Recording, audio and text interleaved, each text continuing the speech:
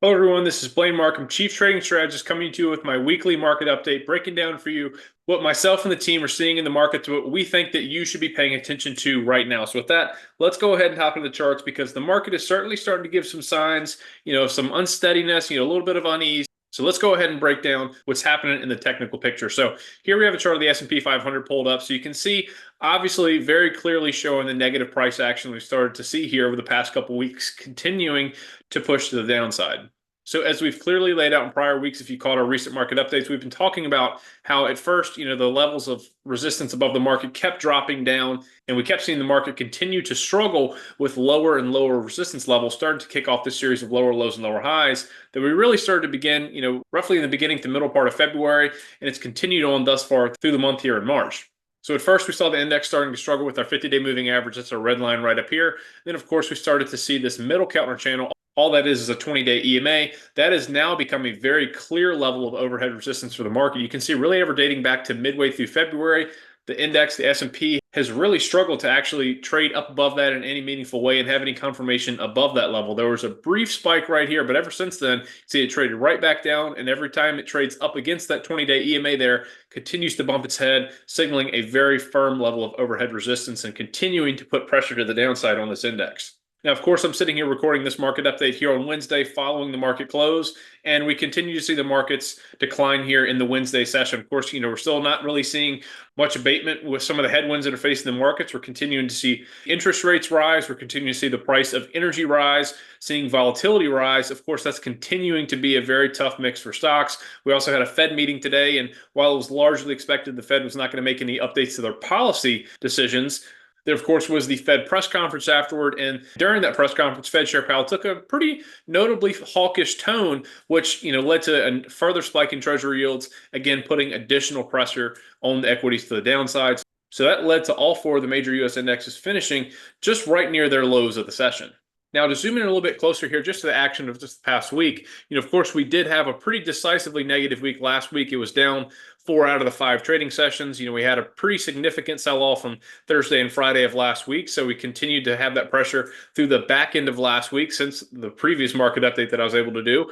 But with that session on last Friday, we did get down to a shorter term, slightly oversold level. You can see that showing up here with our 5-day RSI, showing that it dropped below a level of 30, actually got down to all the way below the level of 20. So that was signaling, at least in the short term, kind of coming into this week here, the setup really was that we had gotten, at least in the short term, a little oversold. We're due for a bit of a relief rally. That's fully what we were expecting, because that's what our technicals here on our charts were telling us.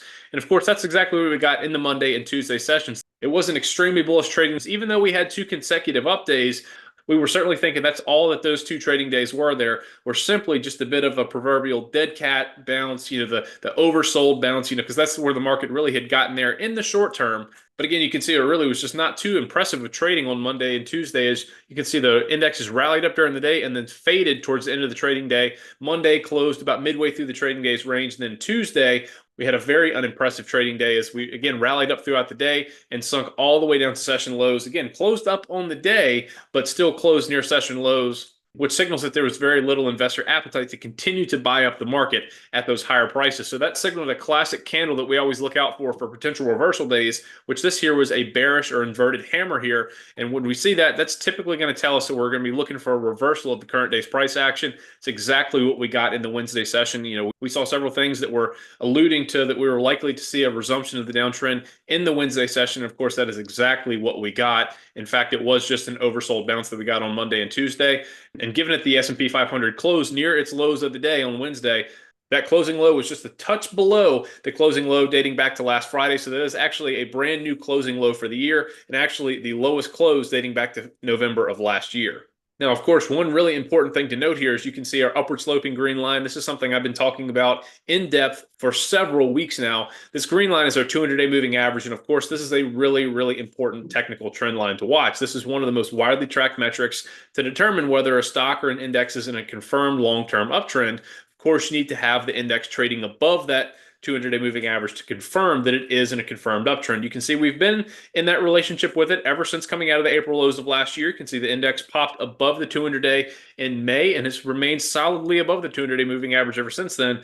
But now, with the recent trajectory of the index starting to angle down, you're seeing the 200-day moving average starting to slope up pretty sharply. I mentioned several weeks back that it looked like these two were on a collision course with one another, and here we are. We actually had the S&P 500 index close less than 10 points above the 200-day moving average, which is now clearly setting us up for a test of this key technical level. And so there's certainly a lot of trading to go throughout the rest of this week.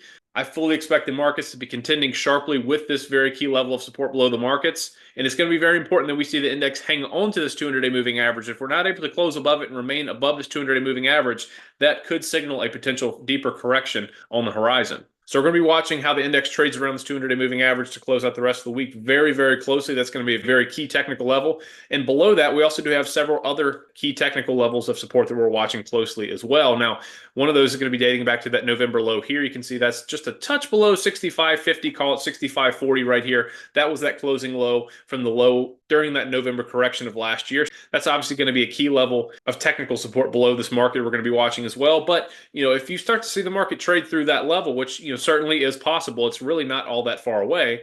We will then start turning our focus down a little bit further down here to the 6350 or possibly even 6300 level for next levels of potential support below the market. Of course, back in January, we traded up roughly to about 7,000 on the S&P. So, from that intraday level there, about 7,000, a 10% correction would put us at 6,300 on the S&P. So that is certainly well within the realm of possibility, seeing the index trade all the way down to 6,300 here in the months to come.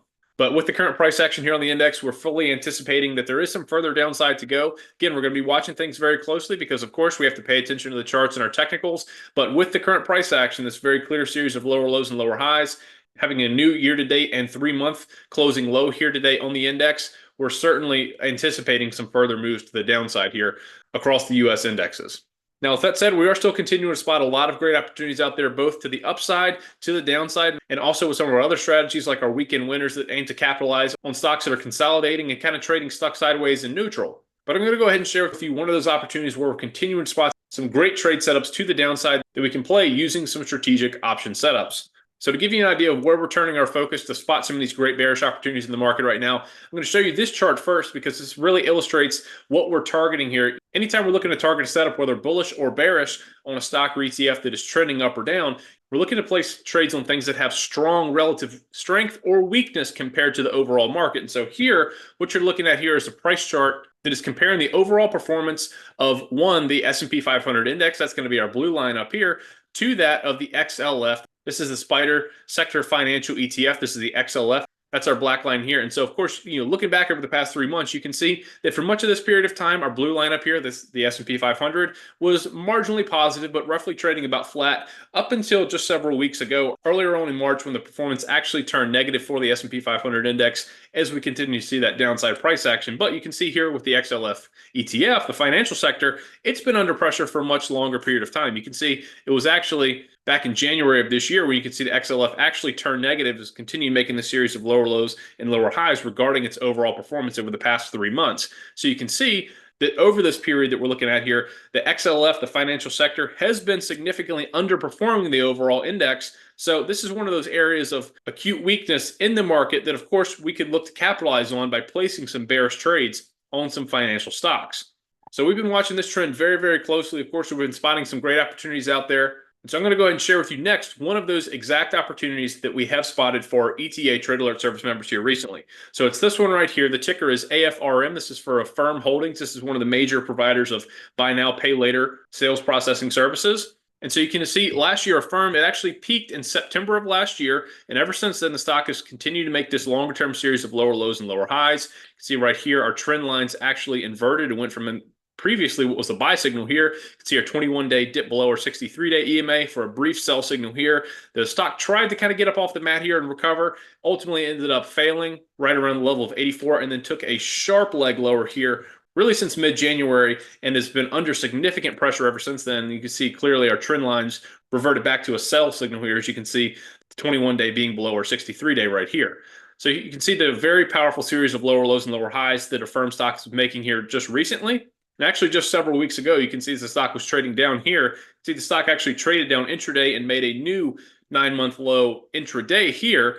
And so right along in there was when this stock actually landed on our radar. It was one that we were watching very closely for potential new trade opportunities. But at that time, of course, we knew that in the short term, AFRM looked like it was a little bit extended to the downside. We were waiting for the stock to recover a little bit up to the middle counter channel, allowing it to get out of that short-term oversold status before we look to go ahead and put on any bearish positions for AFRM. Now, of course, you can see in the subsequent trading days, that's exactly what the stock did. It did recover from that short-term oversold state, traded right back up to the middle counter channel, ultimately ended up failing. It found very stiff resistance right at that level and has ever since then. You can see it's failed at the middle counter channel roughly on numerous occasions ever since it traded back up to it. But it was right around in here we actually sent an alert to our ETA Trade Alert Service members. And the alert was to go ahead and purchase in the money puts on AFRM, anticipating that the stock was going to continue to trade to the downside. And you can see our thesis on the trade did, in fact, end up working out exactly as we thought that it would. In short order, AFRM did continue to move lower, continuing to run to that overhead resistance, making a new series of lower lows and lower highs. And in fact, actually in today's trading session on Wednesday, you can see the stock had a massive intraday reversal and actually ended up finishing the day down more than 6.5%, setting a new 9-month closing low. So over the past 3 quarters, today's low that it closed at is actually a new closing low for the past 3 quarters. So it certainly looks like this trend is continuing to move to the downside. And of course, the trade alert that we sent out to our ETA members is continuing to perform quite well. We have actually taken some partial profits along the way, but we are still holding on to the majority of this position here still. And as of the market close on Wednesday, that put option alert for AFRM is currently sitting on an open trade profit opportunity of just about 43%. And again, that is after just a couple weeks of hold time for that trade alert. So certainly hope that you were able to follow along with that trade alert for AFRM. If you were not able to, it's totally okay. Just go ahead and reach out to the FFR team. Go ahead and call into the FFR trading office. Speak to Michael and the team. They're a great team. Please feel free to ask them anything you want to about the trade alert service, about the strategies. But most importantly, when you go ahead and talk to them, they can go ahead and make sure that you are signed up to begin receiving these ETA trade alerts, just like the one I share with you here for AFRM. And we're continuing to spot these great opportunities here in the market. So if you want to begin receiving these alerts, go ahead and give the team a call today. Now, with that said, that's just about everything I wanted to cover for this week's weekly market update. A couple things to be paying attention to. Now that we have the Fed meeting from today out of the way, that's in the rearview mirror. That was a market catalyst that we were watching out for. But, now looking at the horizon, there's really not too many major economic reports. There's not too many earnings reports that are coming up that really have the sway that could potentially swing price action in a major way. Just looking at the next couple of weeks, we're really going to be absent that type of a catalyst for the market. So, seemingly it's going to be markets going to be leaning back on the technicals probably in a pretty heavy way, looking at flow data, looking at the headlines that are coming in, probably ultimately getting back to a very headline-driven market, much like what we've seen here in the past couple of weeks. And until we start to improve some of these headwinds that are currently facing the market and get some positive headlines that start to fall in favor of the market, ultimately, I think we probably are setting up for some additional downside across the markets. So we're going to be watching it very closely, of course, here at the team. There's a lot that we're always tracking. We're paying attention to it very closely so we can keep spotting these great opportunities, just like the one I share with you here today. But again, thank you so much for tuning into this week's weekly market update. I hope you enjoyed watching it. I look forward to putting this together for you next week. But until then, I hope you all have a great rest of your week and weekend. Happy trading to you, and I'll see you back around here soon.